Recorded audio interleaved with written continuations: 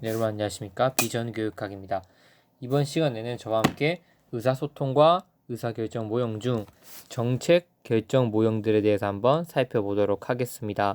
정책 결정 모형 안에는 어떠한 요소들이 들어있냐면 여러분들이 한 번쯤은 들어보셨을 겁니다. 합리성 모형, 점증 모형, 만족 모형, 최적 호남 모형, 쓰레기통 모형 이런 모형들이 있습니다.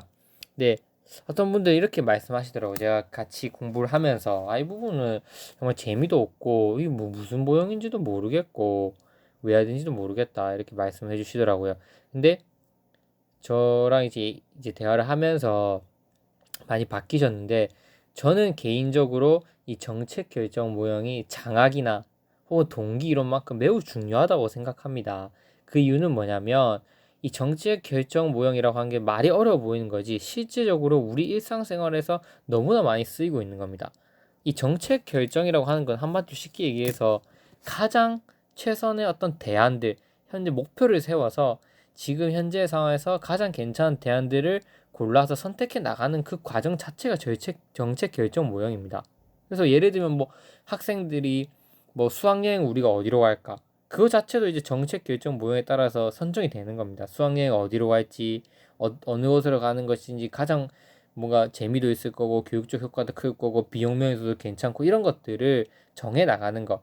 수학여행지를 정해 나가는 그런 아이들끼리의 선택 과정, 그것도 정책 결정 모형이고 또 교사들끼리도 학생들이 지도하기 위한 방안에 대해서 뭔가 결정을 내리기 대안을 찾아가는 그 과정, 즉 우리가 어떠한 행위에 대해서 대안을 찾아 나가는 그 과정 전체를 정책 결정 모형이라고 하는 거죠. 그래서 이 모형 자체는 교사든 학생이든 그 누구든지 우리가 일상생활에서 쓰이는 거고 인간으로서 당연히 겪게 되는 하나의 일부이기 때문에 매우 일상적이면서도 중요한 거라 볼 수 있는 거죠. 그래서 이런 게 있을 수 있어요. 정책을 결정하는 모형 중에서 합리 모형은 뭐냐면 이거예요. 인간은 합리적이고 이성적인 판단을 할 수 있을 거라는 존재라고 가정을 하고 들어가는 거예요. 맞잖아요. 인간은 이성을 바탕으로 아주 합리적이고 경제적인 판단할 수 있는 사람이라고 보는 거예요. 그러면 이런 합리성을 갖춘 인간은 어떠한 과정에 의해서 정책을 결정해 나갈 거냐. 합리 모형은 그 관점에서 서술을 하는 거예요. 쓰레기통 모형은 또 반대인 거죠.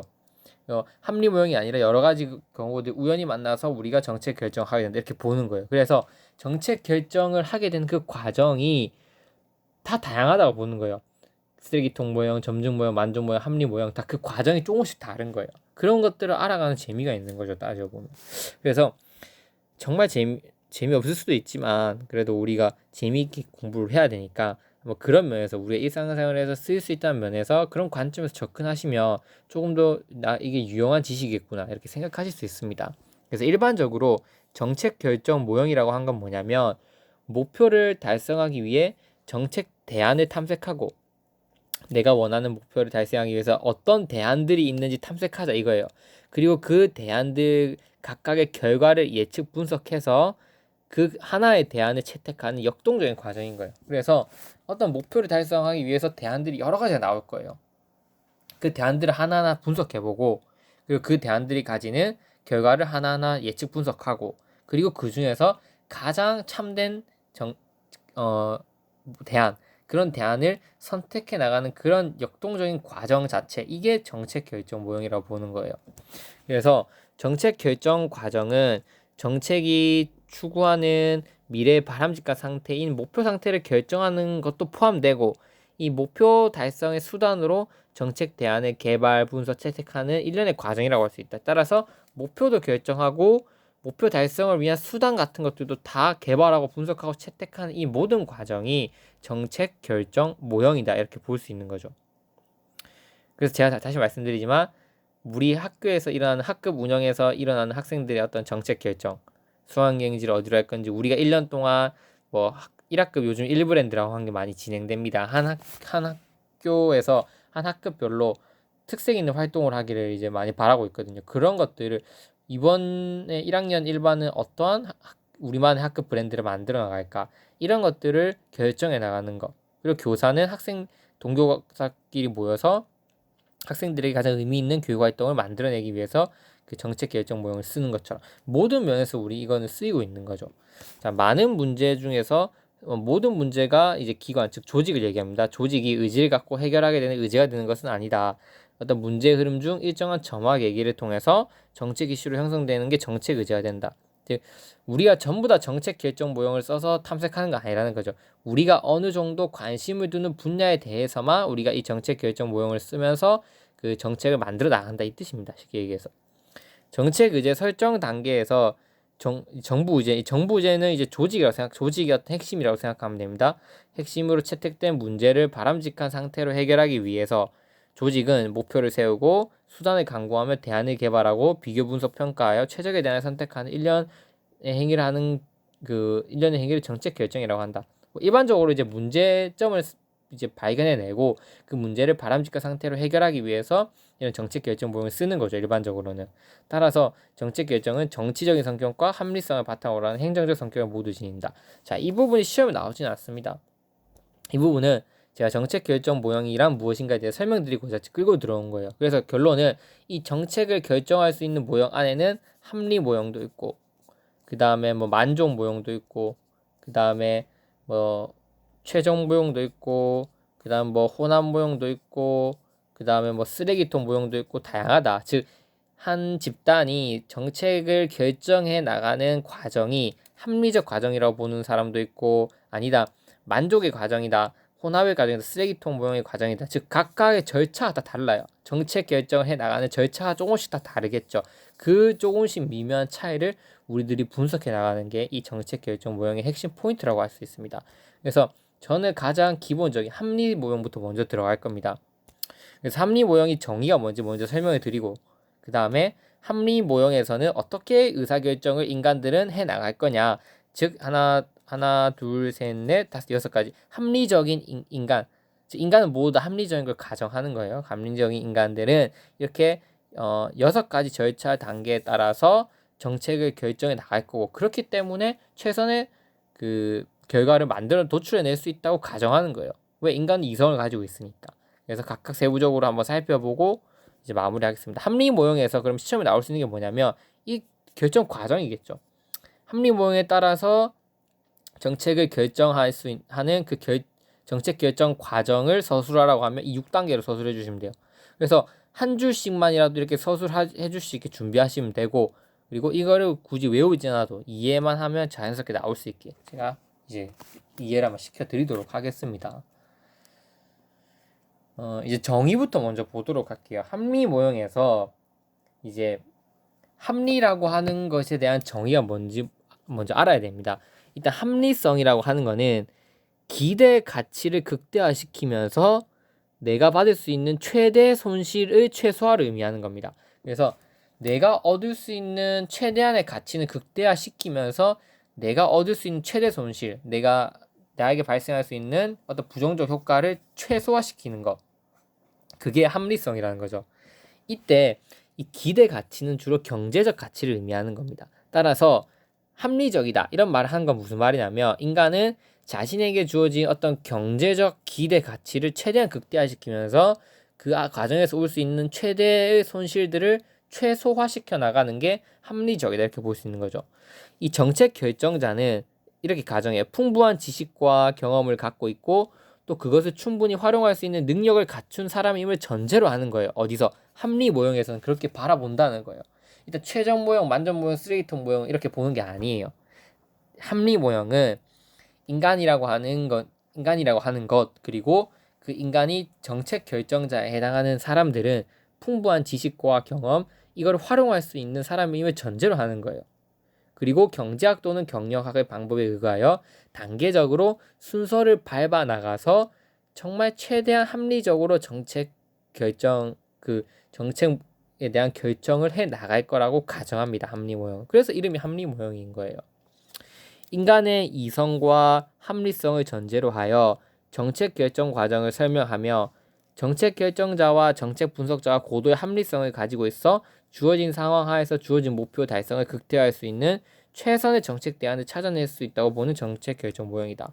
즉 정책 결정 모형에 참여하는 결정자들은 인간이고 그 인간은 풍부한 지식과 경험을 갖추고 있고 그걸 활용할 수 있는 능력을 갖춘 사람을 전제로 하기 때문에 그 최대한의 어떤 그 합리적인 대안을 발견해낼 수 있다고 가정하는 거예요. 합리 모형에서는 무조건 뭐 그냥 정책 결정하면 되냐 아니라는 거죠. 합리 모형에 따르면 이렇게 합리적인 인간이라고 그 이성을 갖추고 있는 이런 능력을 갖춘 사람은 이 6가지 절차 단계를 따라서 정책 결정해 나간다는 거예요. 그게 뭐냐면 바로 이 절차입니다. 첫 번째, 합리적인 인간은 첫 번째 문제를 인지적인 파악을 먼저 하는 거예요.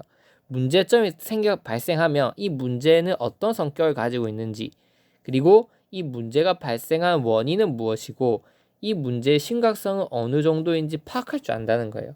즉 이런 것들이 이루어졌을 때 어떻게 된다? 합리적으로 우리가 정책을 결정해 나갈 수 있다고 보는 거예요. 문제가 발생했는데 이 문제의 성격이 뭔지도 다루지 않고 문제의 원인도 분석하지 않고 문제의 심각성도 파악하지 않으면 그건 비합리적인 거겠죠. 하지만 우리 인간은 아까도 봤지만 여기서 보셨지만 풍부한 지식과 경험 이거를 활용할 수 있는 능력을 갖추고 있잖아요. 이걸 바탕으로 우리는 합리적으로 정책 결정을 해나갈 수 있는 거라고 믿는 거죠. 인간은 그렇게 우리가 정책 결정해 나갈 것이고 그 합리적인 모형에 따르면 첫 번째로 해야 될 게 뭐다? 문제의 성격을 분석하고 원인을 파악하고 심각성이 어느 정도인지 분석해낸다. 그럼 이걸 한 다음에 그 다음에 우리는 뭐 할까요? 목표를 세우는 거예요. 이 문제점을 파악한 다음에 명확한 목표를 파악하는데 이 명확한 목표는 뭐냐면 구체적이고 가시적이면서도 그 국가 사회와 그 일치되는 공통 그 사회 시스템 우리가 살아가고 있는 그 사회에 반하지 않는 일치하는 공통의 목표를 세울 줄 안다는 거예요. 합리 모형에 따르면. 그래서 이런 문제점들을 파악해서 일단 목표를 우리는 이런 문제를 해결하기 위해서 이러한 목표를 세우는 거예요. 바람직한 기준을 설정하는 거죠. 근데 그 바람직한 기준을 설정할 때도 어떻게 한다? 합리적인 인간들은 구체적이면서도 가시적인 눈에 보이면서 지역사회와 상반되지 않는 이런 목표를 세울 줄 안다는 거예요. 이해되시죠? 그리고 세 번째로 어떻게 한다? 합리성 모형에 따르면 그 목표 달성하기 위한 수단을 파악하는 거예요. 목표를 달성하기 위한 자원과 방법들과 그리고 다양한 대안들 이 목표를 달성하기 위한 수단, 방법, 대안들을 무수히 많이 찾아보는 거예요. 예를 들면 학생들의 어떤 학습 흥미도가 떨어졌는데 학습 흥미도를 높일 수 있는 방안들, 자원들은 무엇이 있을까? 많이 찾아보는 거죠. 뭐 학생 활동 중심 수업을 한다. 아니면은 학생들의 어떤 그 뭐 동아리 활동을 강화시킨다. 아니면 수업 시간에 아니 뭐 활동 중심으로 운영을 한다. 아니면 둘 다 실시한다.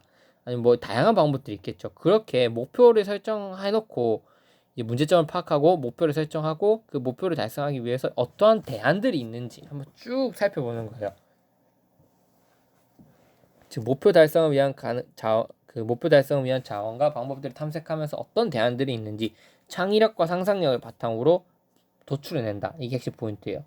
그리고 거기서 도출해낸 대안들의 결과를 예측하는 거예요. 이 각각의 대안들은 어떠한 결과를 가지고 올 건지 미래의 결과들을 한번 예측해 보는 거예요. 예를 들면 동아리를 학생들의 어떤 흥미도를 높일 수 있는 방안이 필요하다. 왜 요즘 학생들이 학교를 오기 싫어한다는 문제점을 파악한 거예요. 이 문제 매우 심각한 거겠죠. 왜 학생들이 학교에 오기 싫을까? 그럼 학교가 재미없다 이거예요. 그러면 학교를 재미있게 만들어주는 게 목표로 설정이 될 거겠죠. 학생들이 학교가 재밌어서 지금 당장이라도 학교를 오고 싶게끔 만드는 게 목표인데 그렇게 하기 위해서는 아까 말했던 것처럼 수업 시간에 학생 활동 중심으로 수업을 할 건지 아니면은 뭐 학생 동아리 활동을 활성화시켜 준다든지 아니면 학생들만의 어떤 재미있는 프로그램을 또 하나 만들어 준다든지 뭐 이런 다양한 방법들 탐색할 거예요. 그리고 각 대안의 결과를 예측해 보는 거예요. 수업 시간에 만약에 학생 활동 중심으로만 운영하면 어떤 장단점들이 있을까? 어떤 결과가 나중에 일어날까? 학생들의 흥미도는 올라갈 수 있지만 지적 능력이 떨어질 수도 있다든지 아니면 동아리 활동이 활성화됐을 때는 어떤 문제점이 있다? 뭐 동아리 시간이 늘어나게 되면 학습 시간이 좀 줄어들 수도 있고 아니면 동아리에 대한 예산이 증가하면 다른 데 투입할 수 있는 예산이 줄어들게 된다. 뭐 이런 것들을 다 예측해 보는 거예요. 그래서 인간은 합리적이니까 정책 결정자들이 이렇게 하나하나 대안들을 다 예측해서 대안과 뭘 실시한다?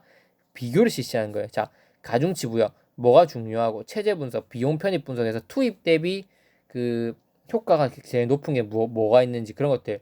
체제 분석은 어려워 보이지만 쉽습니다. 뭐 투입 비용 대비 산출이 어느 정도 나오냐. 그 장단점 비교 분석은 그것이 가지고 있는 장단점이 뭐냐. 이게 대안간 비교는 세 가지를 쓰는 거예요. 가중치 부여 비교 방법, 체제 분석 비교 방법, 장단점 비교 분석. 이렇게 세 가지 비교 분석을 통해서, 물론 이거 외에도 여러 가지가 있지만 이렇게 해서 각 대안들이 비교하고 마지막으로 최선의 대안을 결정한다.